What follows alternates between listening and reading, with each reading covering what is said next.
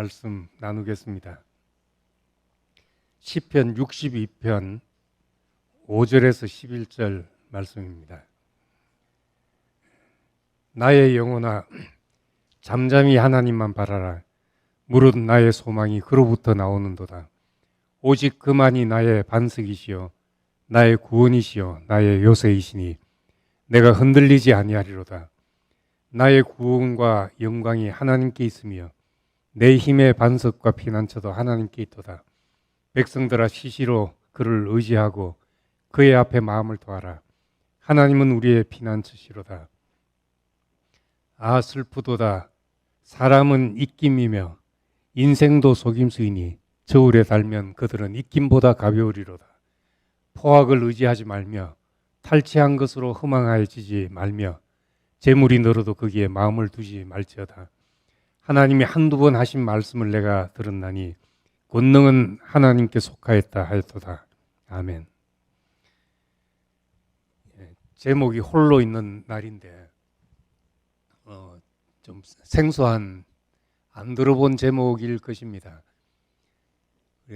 낯선 것을 만날 때 두려워하는 사람도 있고 호기심이 발동되는 사람도 있습니다. 오늘 제목에 대해서는 좀 호기심이 발동됐으면 좋겠습니다.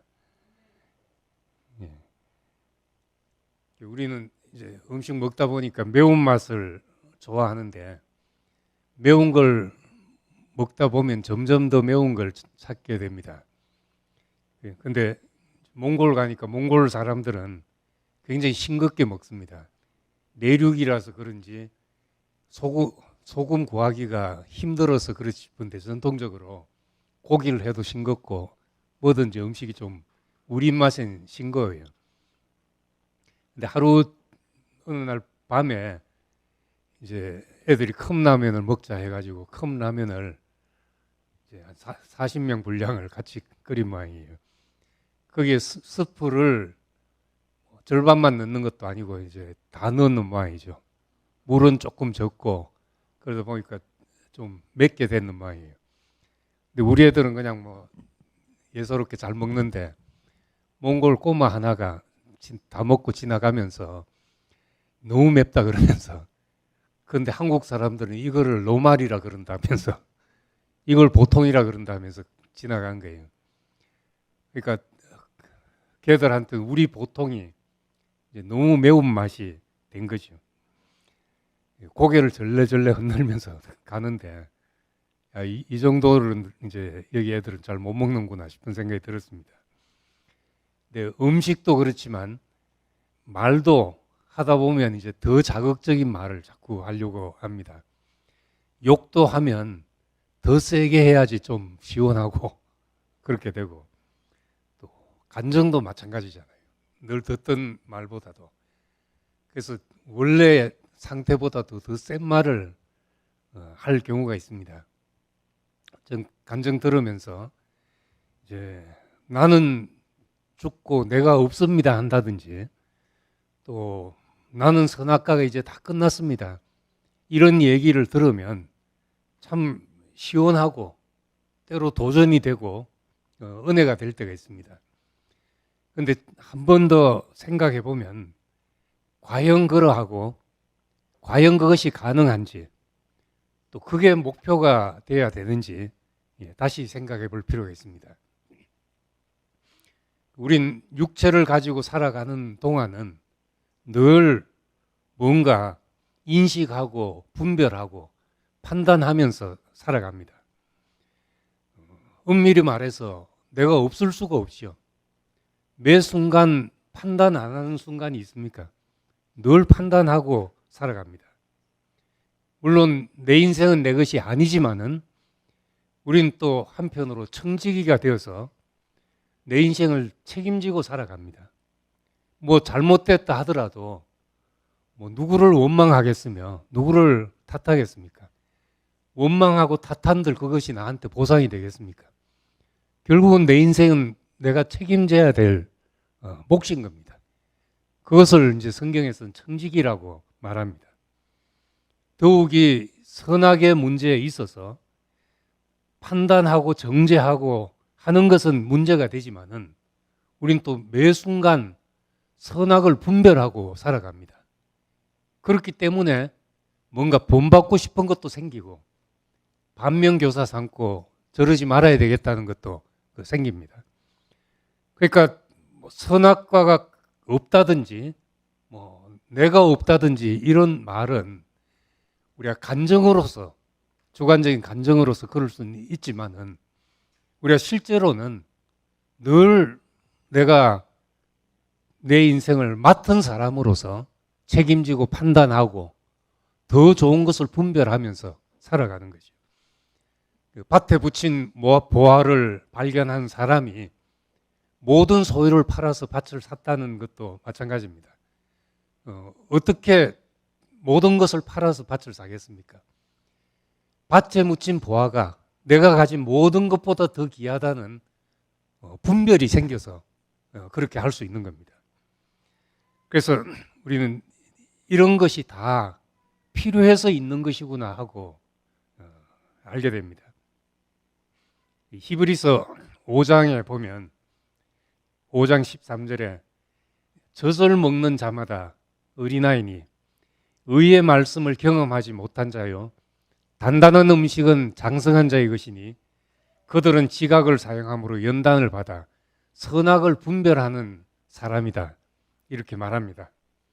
성숙한 사람은 연단을 받고 선악을 분별할 줄 아는 사람이다. 이런 말씀도 있습니다. 물론 선악과를 하나님이 먹지 말란 선악과를 먹어서 인간이 잘못했고 타락했고 이건 창세기에 분명한 사실입니다.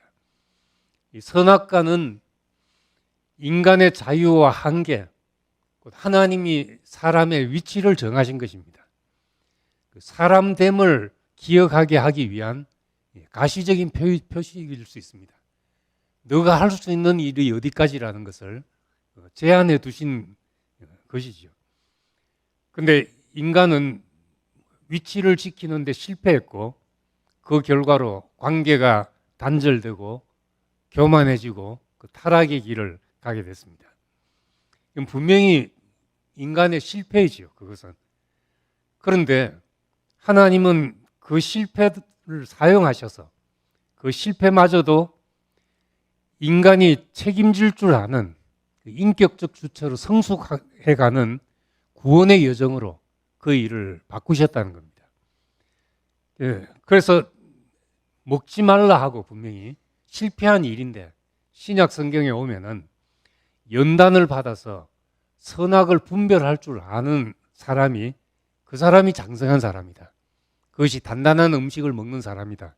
이런 말씀도 하고 있는 것입니다.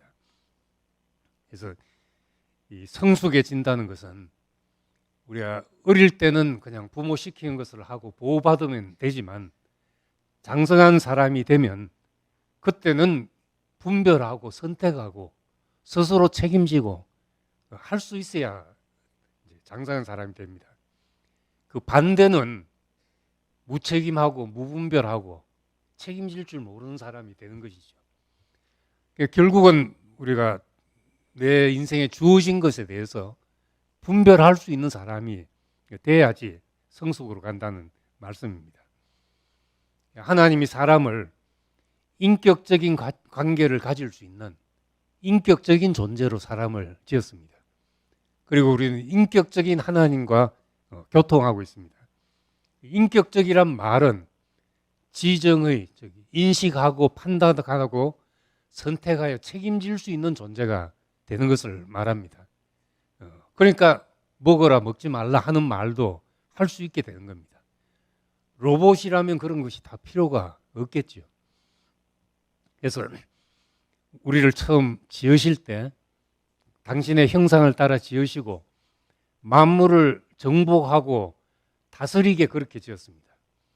정복하고 다스리자면 주체적으로 판단하고 결정하고 책임져야 되는 그런 사람이 되어야 되는 겁니다.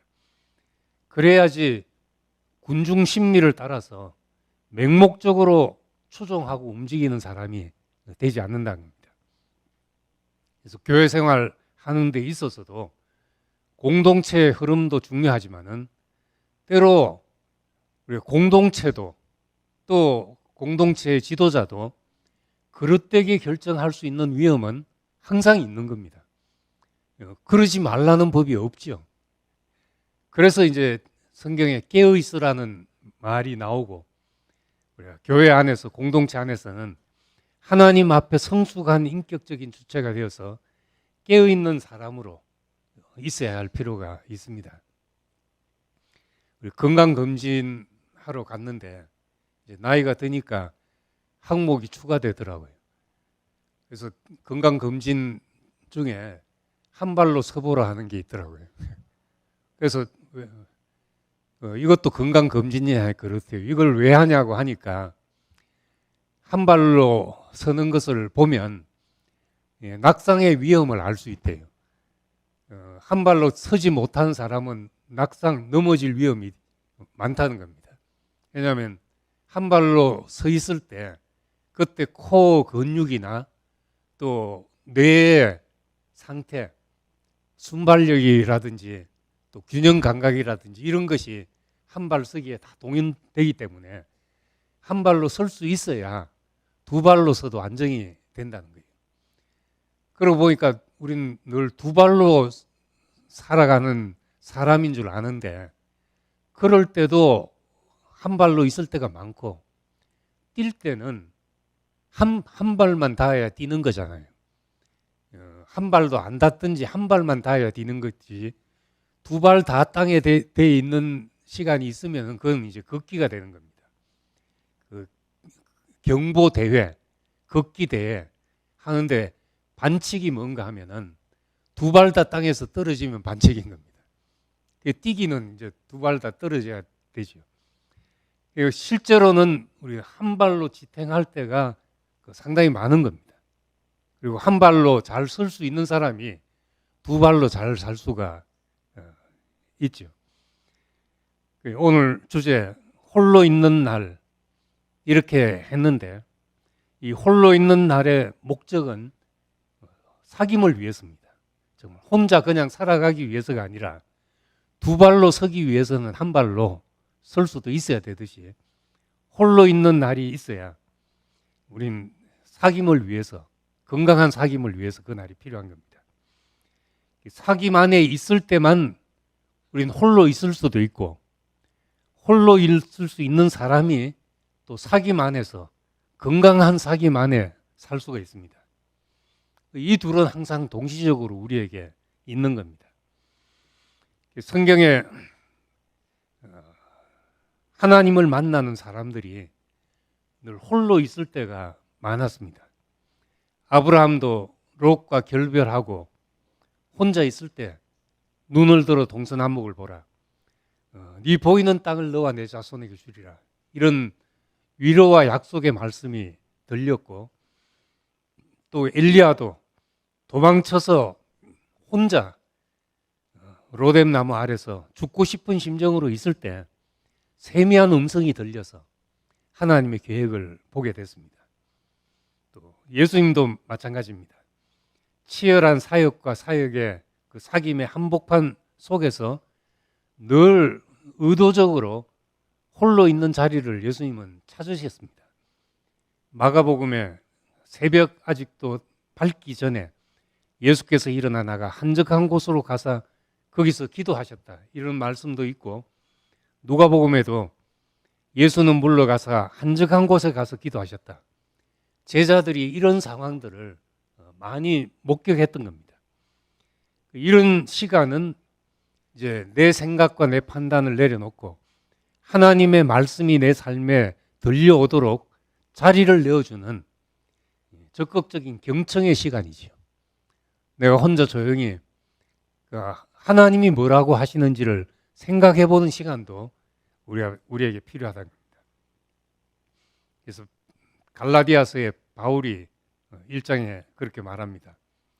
내 어머니의 태로부터 나를 택정하시고 그의 은혜로 나를 부르시니가 그의 아들을 이방에 전하기 위하여 그를 내 속에 나타내시기를 기뻐하셨을 때 이제 예수 그리스도를 발견하고 만남이 시작됐을 때 내가 곧 혈육과 의논하지 않고 나보다 먼저 된 사도된 자들을 만나려고 예루살렘으로 가지 아니하고 아라비아로 갔다가 다시 다메섹으로 돌아갔다.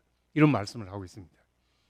회심하자마자 당대 최고 지도자 사도들이 있었던 예루살렘으로 가서 조언을 구하거나 인정을 받거나 하기 전에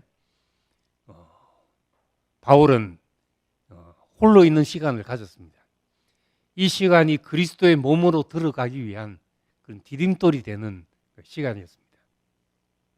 우리에게도 이런 시간이 필요하지요. 홀로 있을 수 없는 사람은 사귐을 주의해야 하고, 왜냐하면 분위기나 군중 심리에 휩쓸리기 쉽기 때문에 그렇습니다. 그런 사람은 하나님 앞에 홀로 서지 못한 사람은 공동체에 묻혀서 의존적인 사람이 되기가 쉽습니다. 반대로 사귐 속에 있지 않으면서 홀로 있음을 또 그것도 역시 주의해야 되죠. 공동체와 건강한 관계를 갖지 못하면 혼자 생각 속에 빠지기가 쉽습니다.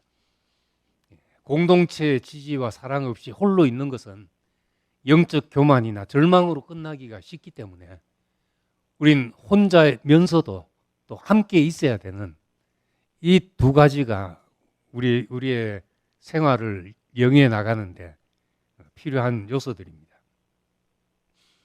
그래서 흔히 혼자 있는 외로움을 견디지 못해서 교회가 필요하다 하고 교회의 장막 뒤에 숨거나, 반대로 사람들 때문에 상처받아서 그냥 혼자 살아야지 하고 숨는 것이나 둘 다 해로운 것이죠.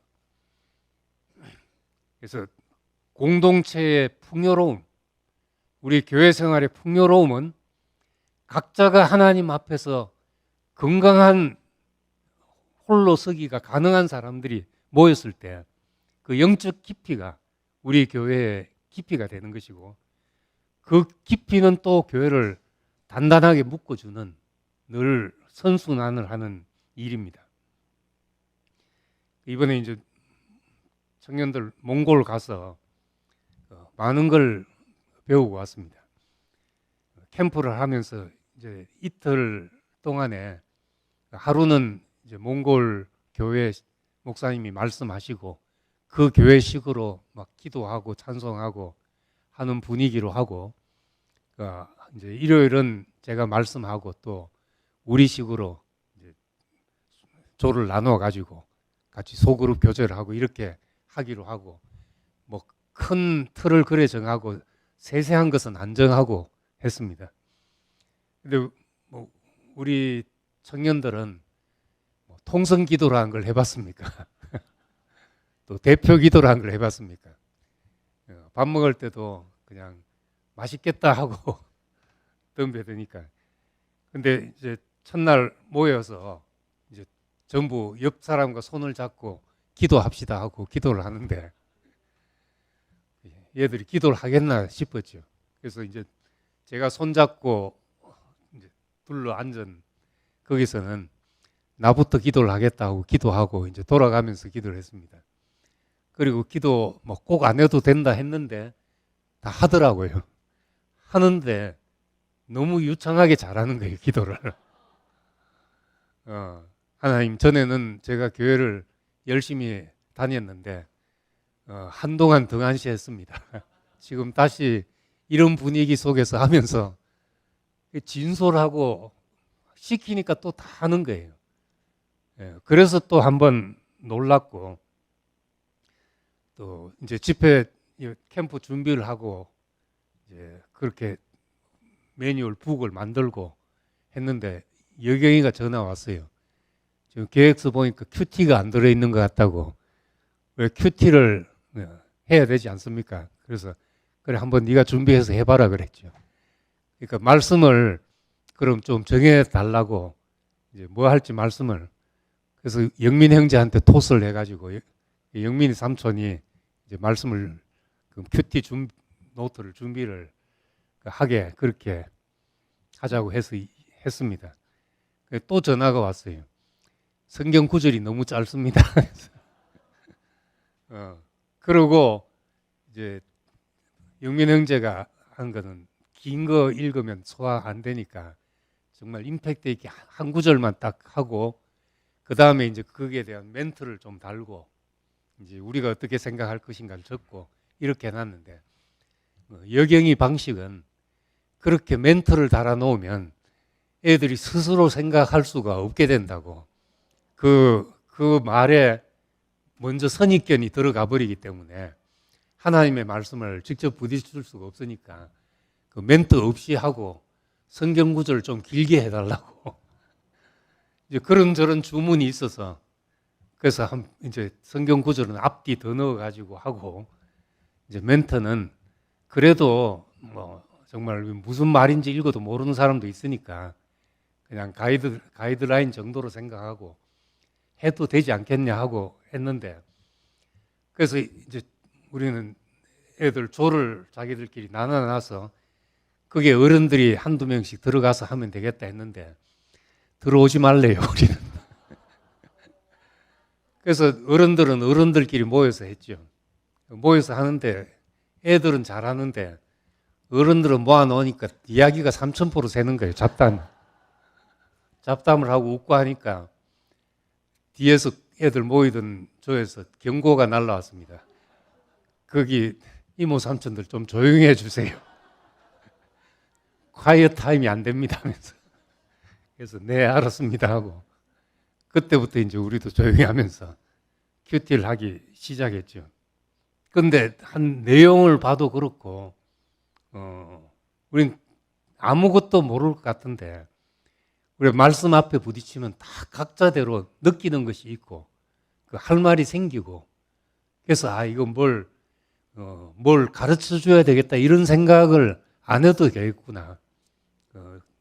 열어놓으면 하나님 앞에서 스스로 생각하고 하는 것이 다 가능하구나 하는 그런 가능성을 발견했습니다.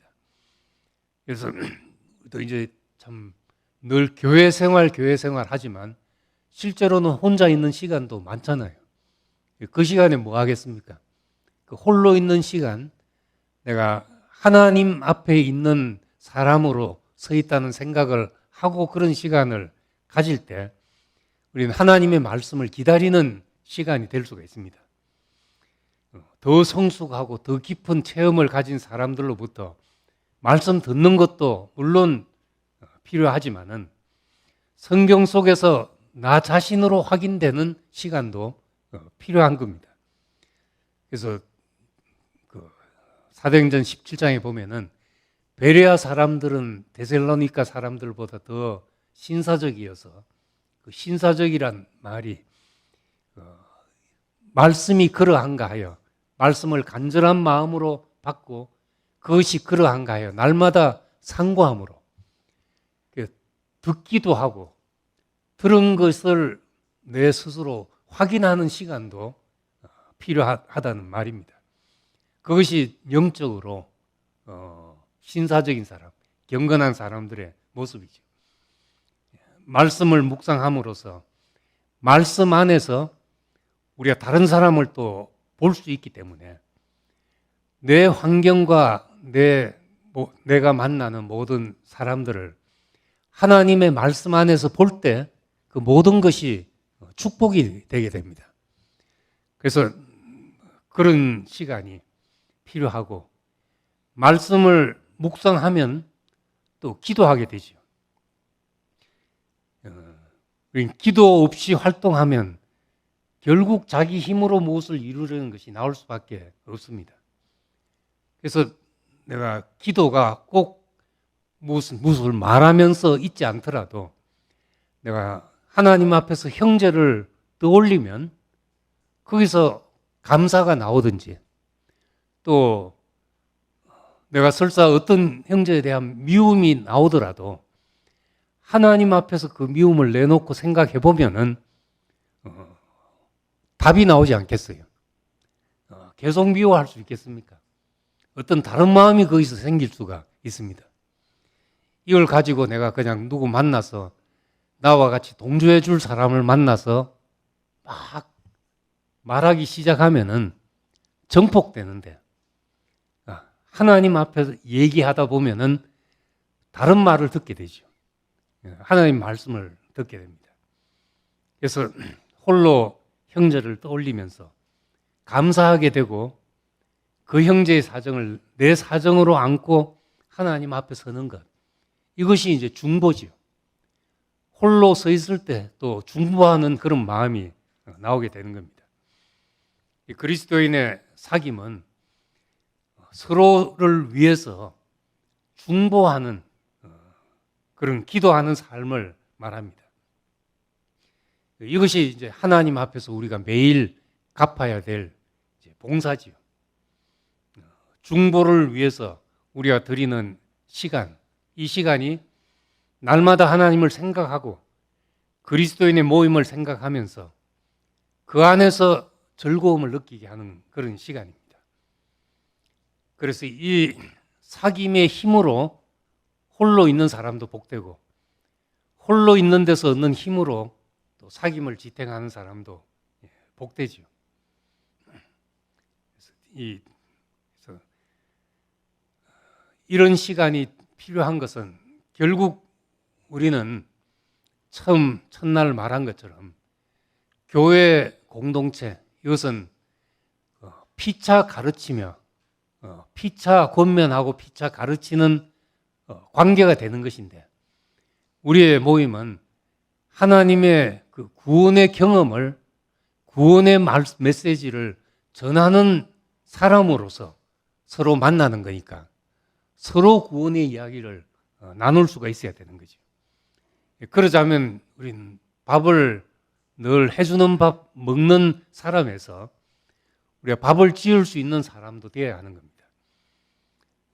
밥 잘 사주는 누나, 밥 잘 사주는 형님도 좋지만은 이제는 밥 잘 짓는 형님 누나들이 되셔가지고 요리할 수가 있어야 되죠.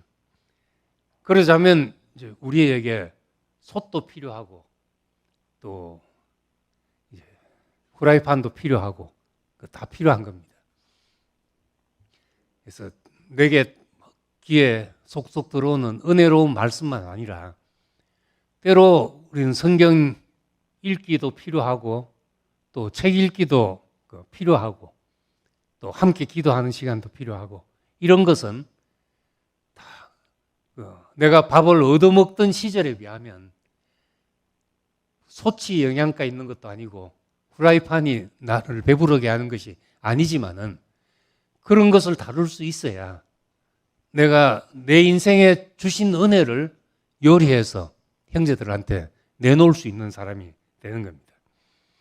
이것은 나대로 이야기하는 것, 하나님의 말씀을 주관적으로 체험하지만은 그것이 내가 보편적인 양식이 되도록 요리해서 내놓을 때 모든 사람이 먹을 수 있는 양식이 되는 것이죠.